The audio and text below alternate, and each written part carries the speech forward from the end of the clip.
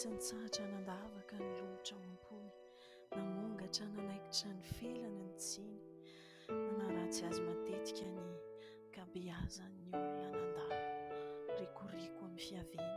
nahay izy raha resy niondrika ny hetry, fa ny ampitso iny mitraka rehefa sitrana ny dratra, dia mamokona indray izay farahery efa nangoniny,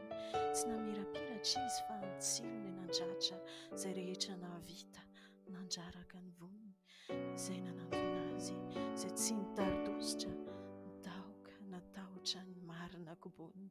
fa mangoraka mahantra na tsy manana omena, mivavaka isan'andro miantso famonena ireo tsy manan-kialofana tovitovy taminy,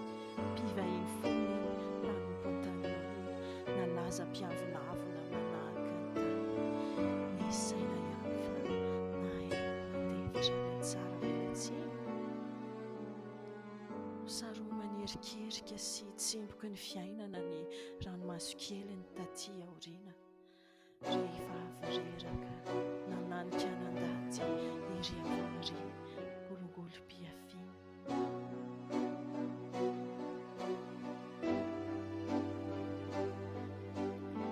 Ny andro izay ho sedra ny manaraka indray zato maso mitsipalotra amin'ny fomba endratr'endratra,